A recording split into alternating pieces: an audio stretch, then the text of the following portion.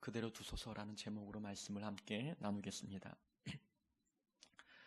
어제 외출을 했다가 밤에 집에 돌아오는 길에 택시를 잡아 탔습니다. 앞좌석에 앉아서 앞을 주시하고 있는데 택시 전면 유리를 통해서 시야에 들어오는 모든 사물이 굴곡되어 보이게 되었습니다. 처음에는 내 안경이 이상한가 싶어서 확인해 보니 안경에는 이상이 없었습니다. 늦은 밤에 피곤해서 시야가 잠깐 흐려진 것일까? 가만히 보니 눈의 문제도 아니었습니다. 밤이어서 잘 보이진 않았는데 전면을 주시하고 보니까 택시 앞 유리가 금이 가 있었던 것입니다. 그래서 모든 사물들이 그 금이 간 부분을 통해서 시야에 들어오다 보니까 모든 건물들 또 시야들이 굴곡되어 눈에 비춰졌던 것이지요.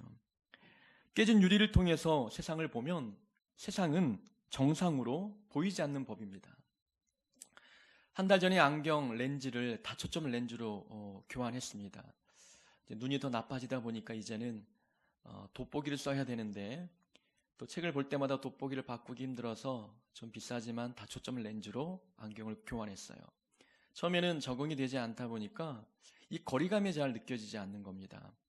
계단 내려가기 위해서 발끝을 이제 쳐다보게 될 때에 가까이 느껴야 될 부분이 또 멀리 느껴지기도 하고 멀리 느껴야 될 그 거리감이 가까이 느껴지게 되는 이런 현상들이 좀 지속이 되더라고요. 안경이 눈에 맞지 아니하면 바라보는 세상 또한 시야에 다르게 들어오게 되는 것이지요. 이렇게 사람들은 각각 자기만의 안경과 창문을 통해서 세상을 바라봅니다. 그 안경과 창문을 통해서 시야에 들어오는 그 세상이 자기에게는 진짜 세상인 것처럼 생각하고 모든 상황과 사건, 사고들을 그 비춰진 안경과 창문을 통해 들어온 그 시야를 바라보면서 해석하고 또 삶의 태도를 거기에 반응해가는 모습들을 보게 되는 것이지요. 그래서 어떤 창문으로 세상을 보느냐, 어떤 안경을 쓰고 세상을 바라보느냐에 따라서 우리의 삶의 내용이 달라지게 되는 것이지요.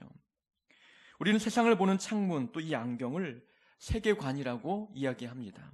세상을 보는 관점이지요. 우리 예수 믿는 자들은 성경적인 가치관을 가지고 세상을 보는 안목이 있어야 합니다. 성경적인 세계관이 우리에게 있어야 된다는 것이지요. 그러나 안타깝게도 우리는 교회 다니는 예수 믿는 사람들이라 할지라도 어릴 적부터 학교를 통해서 배웠던 지식 그리고 대중매체를 통해서 전달받는 지식들이 우리 세계관을 형성할 때가 많습니다.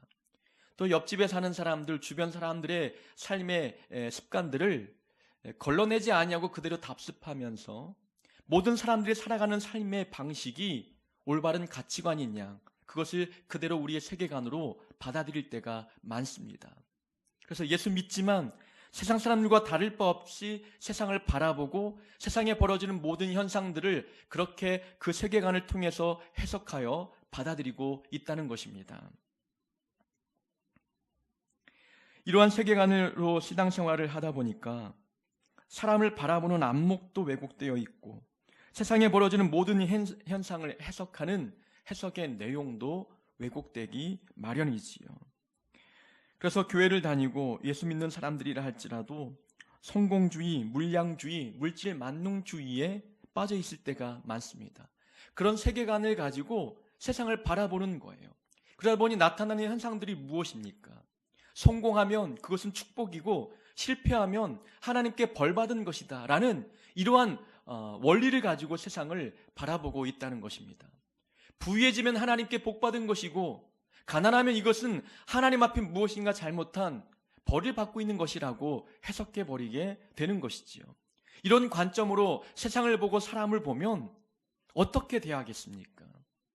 부자를 바라보면 하나님의 놀라운 복을 입었다고 생각하는 거예요. 그 사람의 믿음을 높이 추앙합니다.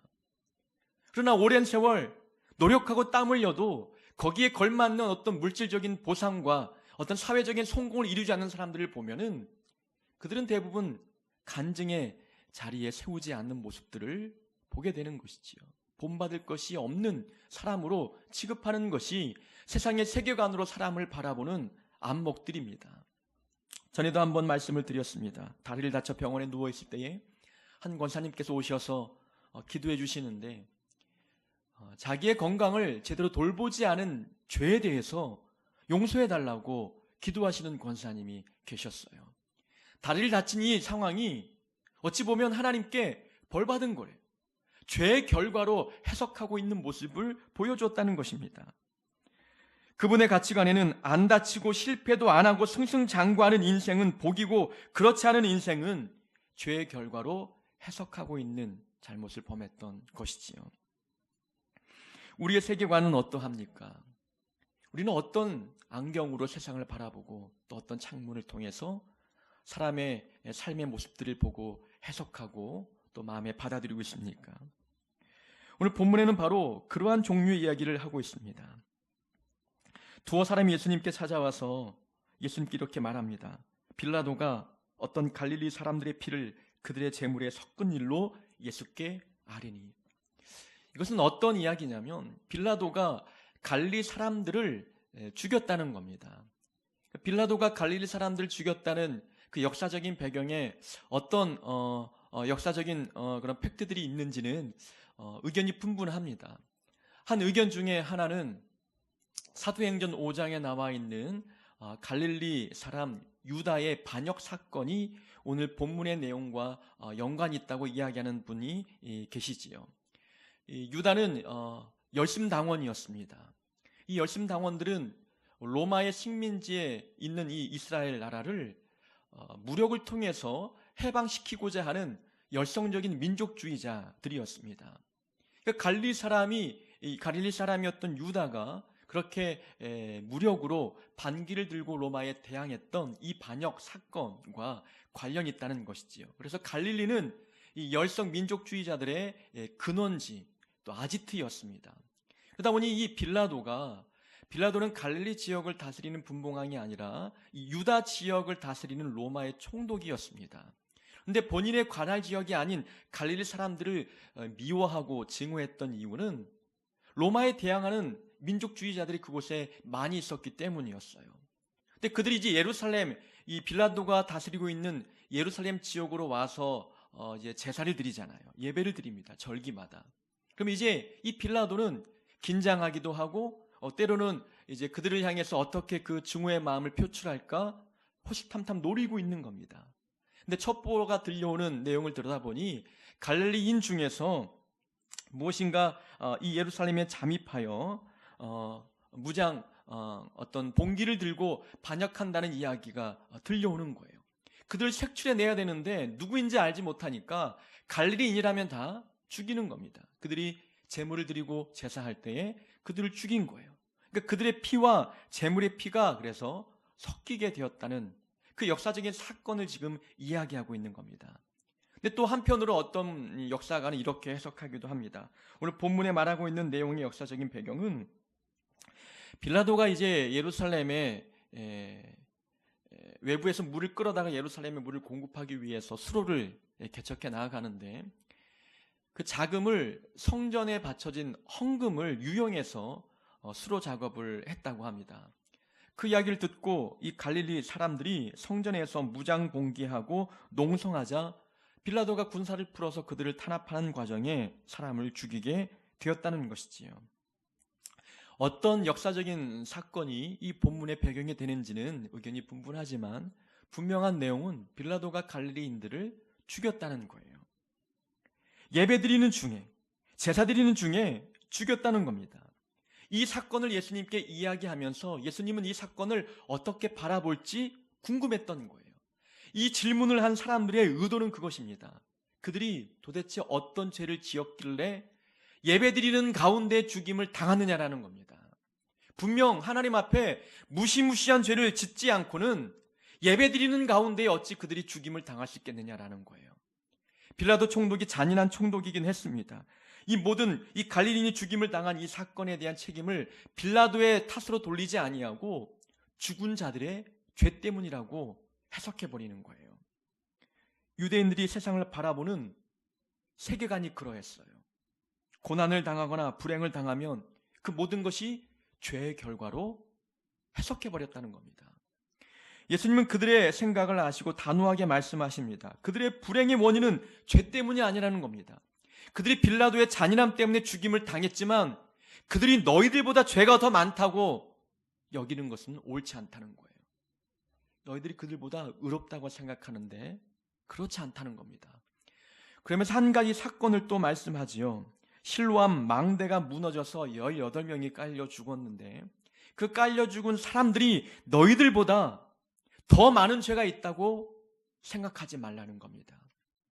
이 망대는 적군으로부터 예루살렘 성을 지키기 위해서 높은 곳에 높은 그 탑을 쌓아놓은 것을 말합니다. 이 망대가 실로암 연못 부근에 있었어요. 우리가 요한복음에 보면은 실로암 못에 천사가 내려와서 물이 동할 때에 환자가 들어가면 낫는다는 그런 기사가 있잖아요. 실로암 연못가에는 그런 환자들도 있었고 또 성전에 예배를 드리기 전에 몸을 정결하기 위해서 그 물을 퍼다 나르는 사람들도 있었어요. 또 수로를 공사하는 사람들도 있었다는 것이지요. 그런데 이 망대가 무너지니까 그 아래에 있던 사람들이 깔려 18명이 죽게 되는 거예요. 유대인들 생각에 이 깔려 죽은 사람, 예기치 않은 이 불행을 당한 사람들은 죄를 지었기 때문에 하나님 앞에 심판을 당한 것이다, 형벌을 받은 것이다 라고 이야기하기 시작한 거예요. 예수님 말씀하는 겁니다. 너희들이 그런 생각을 갖고 있는데 그들이 죽임을 당했다 할지라도 너희들보다 그들이 더 죄가 있다고 말하는 것은 옳지 않다는 것입니다. 그들의 불행을 가지고 정죄하지 말라는 겁니다. 자신들은 고난을 당하지 않았다고 해서 죄가 없다고 생각하고 누군가는 불행을 당할 때에 그들의 불행과 고난을 바라보면서 그들의 죄의 결과라고 생각하는 것, 그것은 옳지 않다는 겁니다. 그러면서 말씀하시기를 너희들도 회개하지 아니하면 너희들이 망할 것이다 라고 주님께서 말씀하고 계십니다. 유대인들의 생각 속에는 고난당하는 것은 곧 죄의 결과다, 이런 사고관을 갖고 있으면은 사람들을 어떻게 바라보겠습니까? 불행당하는 사람에 대해서 긍휼히 여기는 마음이 없는 거예요. 그들은 자기들이 지은 죄에 대한 대가를 받은 것인데 그들을 긍휼히 여기고 그들에게 어떤 사랑을 베풀고 정을 쏟아붓는 것은 기대하기 어려운 것이지요. 그러면서 뒤에서 수군거리는 겁니다. 도대체 무슨 죄를 지었길래 벌을 받았느냐 라고 이야기하는 것이지요. 우리 이런 본문의 내용들을 보면서 한 가지 교훈을 얻게 됩니다. 상대의 고난을 가십거리로 삼아 감정풀이를 하지 말아야 된다는 거예요. 이게 무슨 말이냐면 보통 우리는 누군가 고난을 당하면 뒤에서 수군거리잖아요. 그렇게 살더니 하나님께 벌 받았어. 자기의 어떤 그 사람에 대한 원망과 미움의 감정을 그런 말로 감정풀이 하는 거예요. 평소에 관계가 좋지 않은 사람이 고난을 당하면 어떤 마음이 듭니까? 나에게 그렇게 상처를 주더니 하나님께 벌 받은 거예요. 그 상대의 불행을 죄의 결과로 단정지어 버리는 겁니다. 그러니 마음이 고소한 거예요. 그에 대해서 수군거리고 감정풀이 대상으로 삼아서 잘됐다, 벌 받았다라고 감정풀이 대상으로 삼아 버리게 됩니다. 하나님이 마치 자기 편이 되어서 자기가 할 수 없는 복수를 해주신 것처럼 그렇게 착각하는 거예요. 하나님의 심판이라고 단정 지으며 하나님 앞에 하나님은 내 편이고 그 사람은 나의 원수이니 하나님도 그에게 내가 하지 못하는 무서운 벌들을 내린 것이라고 생각합니다. 이것은 참으로 무섭고 위험한 발상 아니겠습니까? 불행당한 자에게 우리가 보여야 할 정상적인 태도는 그들 불쌍히 여기는 겁니다. 긍휼히 여기는 거예요. 이게 정상적인 반응입니다. 설사 그 상대가 내 마음을 아프게 하는 사람이라 할지라도 그가 불행을 당하면 같이 슬퍼하고 아파하는 것이 정상적인 사람의 마음가짐인 거예요. 그러나 그들의 불행을 향해서 가십거리 삼아 내 감정풀이 대상으로 삼는다는 것은 그 사람이 그것이 죄를 짓는 거예요. 그런 말을 먹는 자체가 죄라는 것입니다. 함께 사역했던 어떤 목사님이 암으로 세상을 떠나신 적이 있었습니다. 평소 그분에 대한 소문이 교회 안에 좋지 않았지요. 많은 사람들 입에 그 목사님에 대한 구설수가 오르내렸습니다. 그 와중에 세상을 또 병으로 떠나게 되니까 사람들이 뭐라 말합니까? 그렇게 행동하더니 하나님이 치셨다라고 이야기하는 거예요. 저 들으라고 제 앞에서 그 이야기를 하는 권사님이 계셨습니다. 참으로 그것은 무서운 이야기예요. 그렇게 말하는 자체가 하나님 보실 때에 죄라는 것입니다. 고난으로 그 사람의 죄를 평가할 수 없어요. 고난을 가지고 불행을 가지고 그 사람의 죄를 평가한다면 그런 가치관으로 살아가는 사람은 다른 사람의 잘 되는 모습을 보면 그것은 하나님이 주시는 복이라고 간단한 명제를 갖고 그렇게 사람을 평가한다는 거예요. 그러니 잘 사는 사람들은 떠받들고 그런 불행을 당한 사람은 벌받은 것이라고 무시하는 일들이 있게 됩니다. 구약의 욥이 불행을 당할 때에 욥의 마음을 아프게 했던 사람들은 친구들이었어요. 가장 가까운 친구들이 와서 위로해주고 또 힘과 용기를 줄 줄 알았는데 친구들 입에서 나오는 소리는 도대체 무슨 죄를 지었길래 그렇게 부자로 살고 예배도 잘 드렸던 네가 이런 고난을 당하느냐고 책망하는 거예요. 야단치는 겁니다. 빨리 회개하라는 거예요. 욥은 죄를 짓지 않았다고 이야기하지만 거짓말하지 말라는 거죠. 네가 모르는 죄가 있다. 분명히 기억해서 빨리 회개하라고 그 말로 상처를 주는 거예요.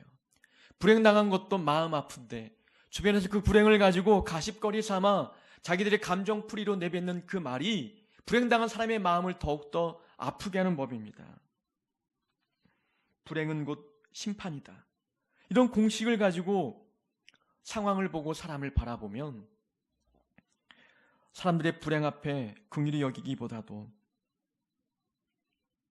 뒤에서 험담하며 불행당한 사람을 자기의 감정풀이 대상으로 삼게 됩니다.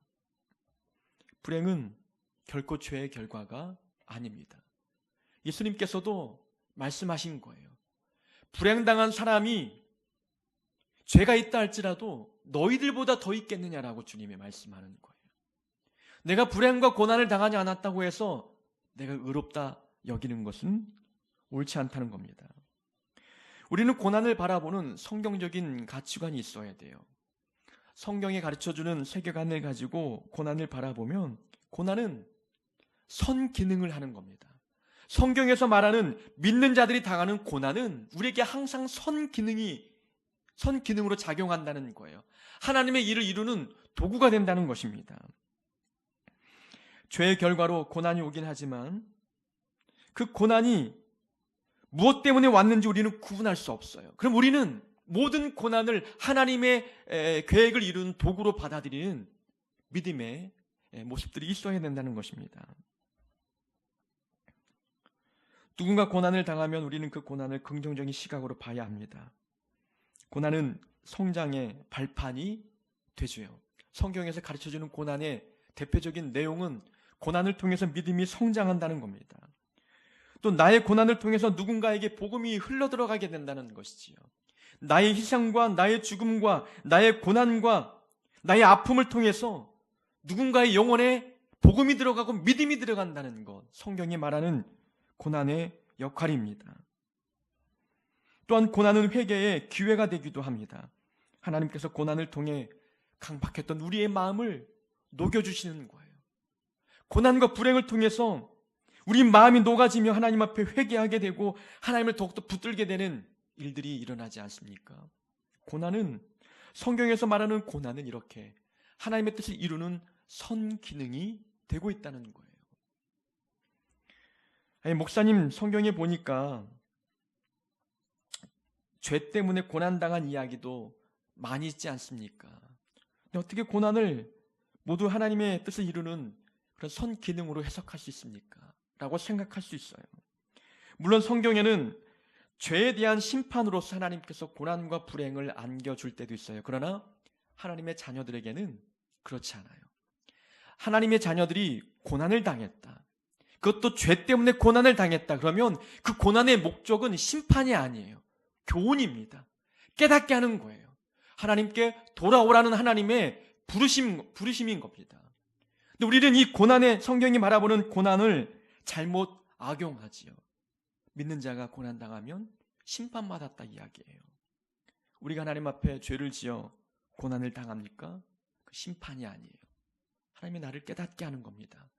깨닫게 해서 돌이키게 하시고 다시금 하나님 품으로 돌아올 수 있도록 우리를 부르시는 하나님의 음성, 그 음성이 고난에 담겨 있는 것입니다. 우리는 고난을 그렇게 바라봐야 되는 것이지요. 유대인들은 고난과 불행을 하나님의 심판으로 여겼습니다. 얼마나 죄가 많으면 그런 고난을 당할까? 우리는 그런 시각에서 벗어나서 모든 고난은 하나님의 선한 뜻을 이루는 도구로 해석해야 합니다. 그래서 누군가 불행을 당하고 고난을 당했다, 나를 아프게 하고 힘들게 하는 사람이 그런 고난을 당했다고 해서 그를 하나님이 심판받았다고 정죄하지 말아야 되는 거예요. 어찌 하나님이 나를 힘들게 하는 사람을 벌 주시겠습니까? 그도 하나님의 자녀이고 나도 하나님의 자녀잖아요. 하나님의 가르침은 원수를 사랑하는 것 아니겠습니까? 하나님은 성경에서 우리를 통해서 사랑을 가르치고 있는데 우리는 누군가의 불행을 하나님께서는 나를 위해서 그에게 벌 주신 것처럼, 그를 심판하신 것처럼 해석하는 것, 하나님을 자기 마음대로 그렇게 그런 분으로 전락시킨 모습 아니겠습니까? 고난은 죄의 결과가 아닙니다. 누군가의 불행은 그 사람의 지은 죄 때문이 아님을 오늘 본문은 우리에게 말씀해 주고 계십니다. 그 다음 본문의 내용들은 열매 맺지 못한 무화과 나무의 비유가 나오고 있습니다. 줄거리를 보면은 포도원 주인이 나무를 심고 무화과 나무를 심고 열매를 기다렸는데 3년이 지나도 열매를 얻을 수가 없는 거예요. 주인이 이 포도원 지기에게 열매도 맺지 못하는 나무를 왜 그냥 두느냐, 땅도 버리고 그 주변의 포도나무나 다른 나무들이 가져가야 할 영양분을 빼앗고 있지 않느냐, 찍어버리라 라고 이야기합니다. 이 포도원이라고 했기 때문에 무화과 나무 말고 다른 나무도 많이 있었겠죠. 포도나무, 여러 가지 열매를 맺는 나무들이 있는데 3년 동안 기다렸던 무화과 나무의 열매가 맺어지지 않자 이 주인이 포도원 지기에게 찍어버리라고 명령하는 겁니다. 그때 포도원 지기가 주인이시여, 올해까지만 그대로 둡시다. 올해까지만 그대로 두소서 내가 두릅하고 거름을 더 주겠습니다. 더 사랑으로 관리해 보겠습니다. 그런 다음에 만일 열매가 맺으면 좋거니와 그렇지 않으면 그때 가서 찍어버리는 것이 좋겠습니다. 심판을 유보하는 거예요. 우리가 이 본문을 볼 때에 우리가 조금 전에 살펴보았던 앞의 내용과 이 본문의 위치의 구조를 살펴봐야 합니다. 우리가 방금 살펴보았듯이 유대인들은 누군가의 불행을 죄의 심판으로 여겼어요. 하나님의 심판으로 해석했다는 것이지요. 근데 주님은 이 불행을 당한 자들이 너희보다 죄가 더 많다고 생각하는 것 옳지 않다고 말씀하셨어요. 그 다음에 열매에 대한 이야기를 해주고 있다는 겁니다. 자, 이 독자들이 이 성경을 읽을 때에 어떤 느낌이 들겠습니까? 유대인들이 만약 성경을 읽었어요. 유대인들이 누군가의 불행은 죄의 결과로 여겼는데 주님의 가르치심은 이와 다르네. 뒤에 보니까 주인이 열매 맺지 못하는 나무를 찍어버리라고 명령하고 계시네. 이 주인은 하나님을 상징하잖아요. 이 포도원 지기는 또 예수님을 상징합니다.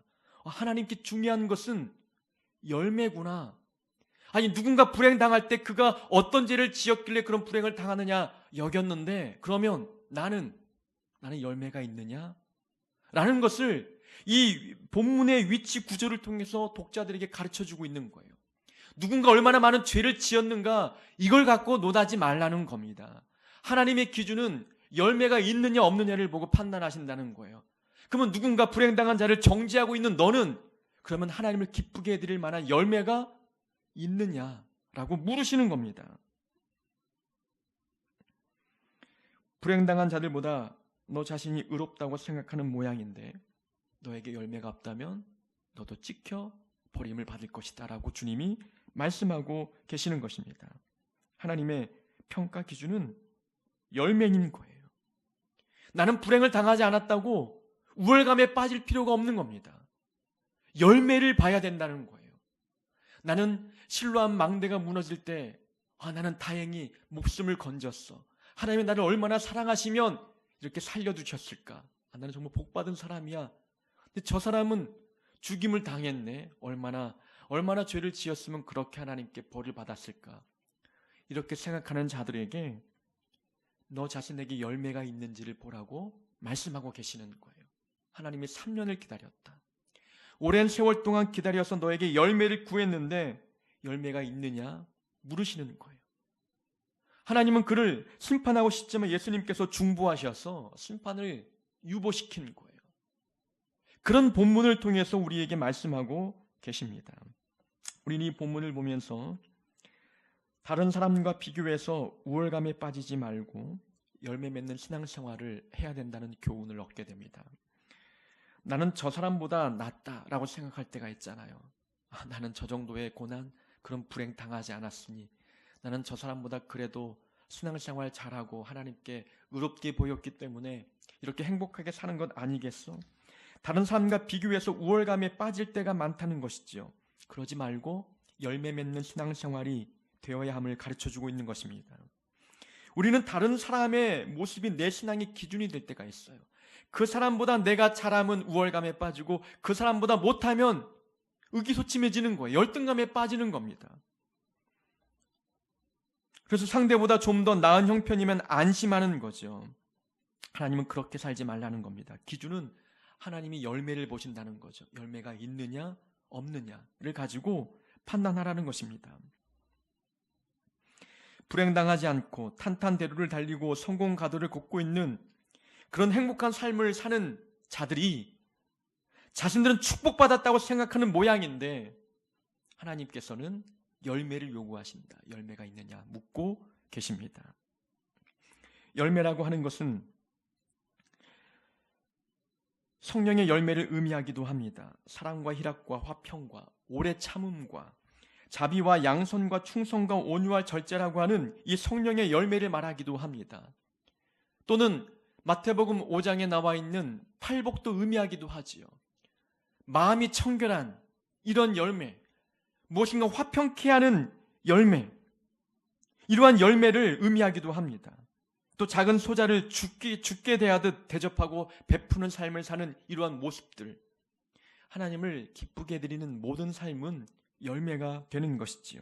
그런 열매가 있는지 하나님께서 묻고 계십니다. 물량주의, 성공주의, 물질 만능주의 같은 기준으로 누군가의 삶을 평가하지 말아야 합니다. 누가 더 많이 가졌고 큰 걸 가졌고 값진 것을 가졌다 할지라도 하나님께 통하는 것은 이 영적인 열매, 이 열매가 있느냐 없느냐에 따라서 심판대 위에 서느냐 그렇지 않느냐가 결정되는 것입니다.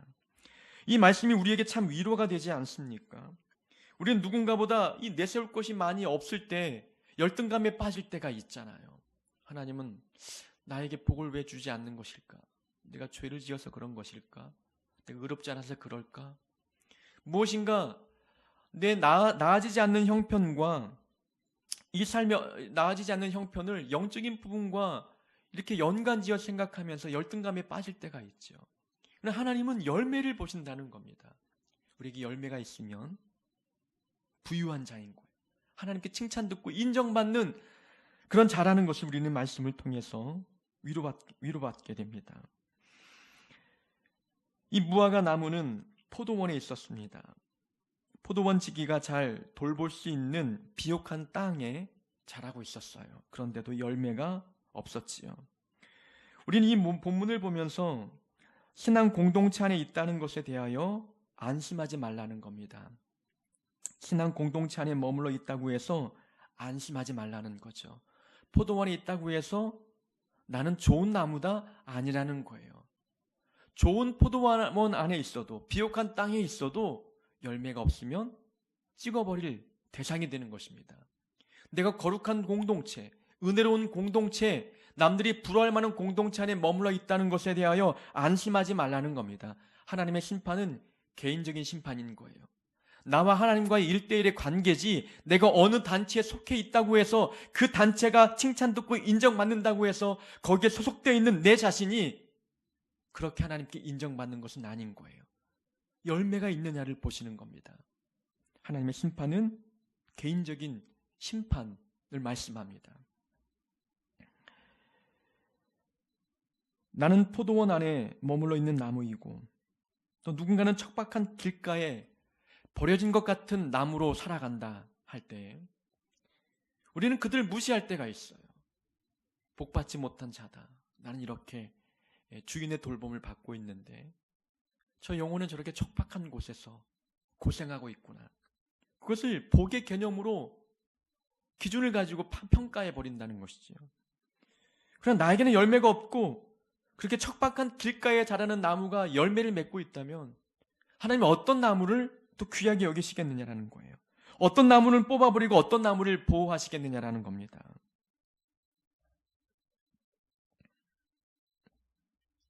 내가 어디에 속해 있는지를 자랑할 것이 아니라 우리는 열매를 자랑하는 자들이 되어야 합니다. 다시 한번 이 앞의 본문과 또 열매 맺지 못한 무화과 나무의 이 본문의 이 배치 위치를 보고 다시 한번 해석해 보면은 그러면 열매는 어떻게 맺느냐? 그것은 회개를 통해서 맺는다는 거예요. 회개의 열매를 의미하는 것입니다. 만일 너희도 회개하지 아니하면 다 이와 같이 망하리라라고 주님께서 5절에 말씀하셨어요. 그 다음에 열매 맺지 못한 무화과 나무의 비유를 말씀하십니다. 그러면 이 무화과 나무가 열매 맺지 못하 3년 동안 열매를 맺지 못했는데 열매를 맺기 위한 방법은 회개라는 겁니다. 회개를 통해서 열매를 맺으라고 우리에게 말씀하고 계시는 거죠. 회개는 뿌리를 옮겨 심는 것을 의미합니다. 세상에 뿌리 내렸던 그 뿌리를 걷어들여서 하나님께 옮겨 심는 거예요. 그러면 그 뿌리를 통해서 영양분을 받는 데 있어서 지금까지는 세상에 속해 있는 것들을 통해서 만족을 얻고 기쁨을 얻었지만 뿌리를 옮겨 심으면 이제는 하나님이 공급하시는 것을 통해서 기쁨과 만족을 얻게 되는 거죠. 회개라는 것은 내 신분을 바꾸는 겁니다. 뿌리를 바꾸는 거예요. 내 만족의 대상을 바꾸는 것이고 기쁨의 대상을 바꾸는 것을 의미합니다. 열매 맺지 못한 무화과 나무는 뿌리가 세상을 향했었던 거예요. 세상의 것으로 만족하고 살아왔으니 하나님이 기뻐하실 만한 열매를 맺지 못하는 것입니다. 회개를 통해서 열매를 맺는 것입니다. 사람들은 죄가 많아서 망하는 것이 아니라 회개하지 않아서 망합니다. 회개 열매를 맺어야 하나님께서 우리 이 땅에 다시 오실 때에 심판대 위에서 심판을 면할 수 있게 됩니다. 예수님은 심판당할 위기에 있는 우리를 위해서 하나님께 중보하셨습니다. 금년에도 그대로 두소서. 내가 좀 더 그 주변을 두릅하고 걸음을 주겠습니다. 말씀으로 먹이고 사랑을 베풀고 그래도 좀 더 보듬어서 올해만큼은 열매를 맺도록 하겠습니다. 주님이 아니었다면 우리는 진작 하나님의 심판을 받을 수밖에 없는 죄인들이었다는 것입니다. 근데 주님의 은혜로 말미암아 심판이 유보되었어요.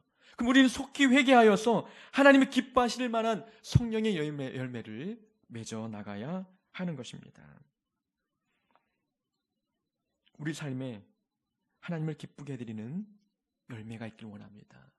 다른 어떤 것을 우리가 추구하고 하나님께 기도하며 소원을 구하기보다 열매를 맺기 위해서 소원을 구하고 간구하는 자들이 되어야 될 줄로 믿습니다. 올해는 하나님을 기쁘게 해드리는 더 많은 열매를 맺는 하나님의 귀한 복된 자녀 되기를 주의 이름으로 축원합니다.